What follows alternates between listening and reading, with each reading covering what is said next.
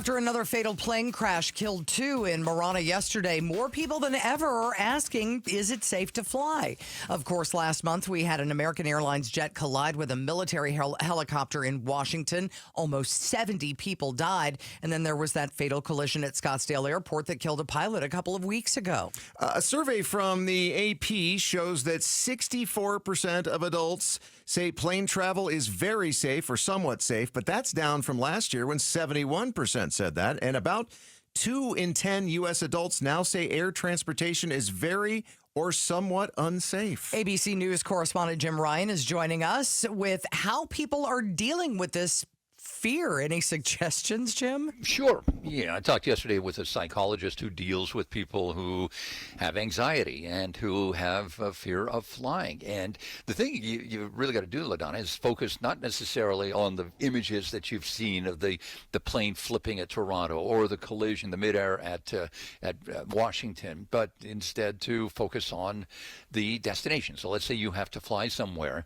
and you're going, from somewhere to point A to point B to visit family. So on your way, instead of focusing on those images, focus on what you're going to do when you get there. Focus on your family and focus on the fun things you plan to do and try to make arrangements in your mind.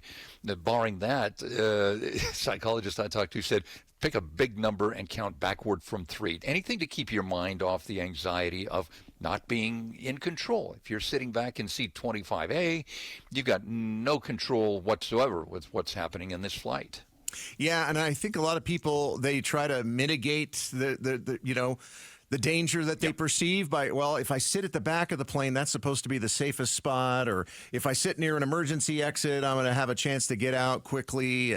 But none of that stuff really matters, depending, because if it crashes, you don't know how it's going to crash, and the chances are of it crashing are very, very, very low.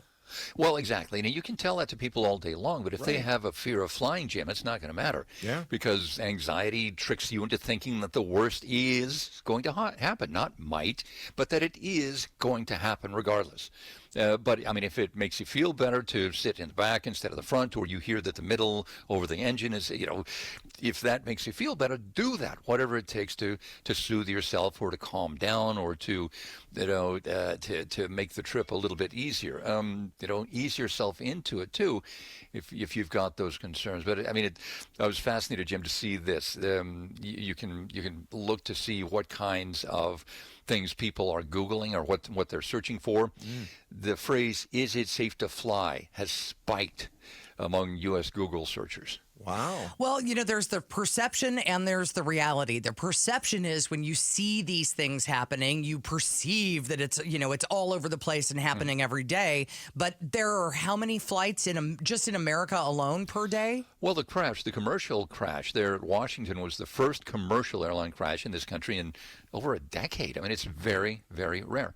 But again, telling somebody that they're dumb or that they shouldn't believe in quoting statistics, it's not going to help if they have that fear. Try to be supportive. Come on, LaDonna. Right. Back off, will you? That's ABC's Jim Ryan joining us this morning with what mental health professionals telling him you should do if you have actual fear of flying. So my 12-year-old, very smart gal. I mean, she's in gifted classes. Okay. Very intelligent girl. She has a fear of needles. So, I mean, she's a logical person about everything else in life except cleaning her room and getting a shot. Like, she freaks out over it. We all have those little irrational things. Even I know it's hard to believe, but it's true. But, when you have that irrational fear, overriding that, thing that's happening in the back of your brain that's telling you to run for your life because there be predators here, it's almost impossible to do. Right. And yelling at her and telling her she's crazy for it, and it doesn't do any good either. Our top story. The last few weeks for air travel have been marked by deadly crashes, mishaps, and now there's another deadly plane crash right here in Arizona. Our own Colton Krolak is live with what we know so far. A mid-air collision between 2 small passenger planes at Marana Regional Airport outside of Tucson. Pilot Beryl Shears tells our TV partners with ABC 15 Marana is an uncontrolled airport, meaning there is no air traffic control tower, which he says might be more common than you think. So Goodyear is a controlled airport from 6 in the morning till 9 at night.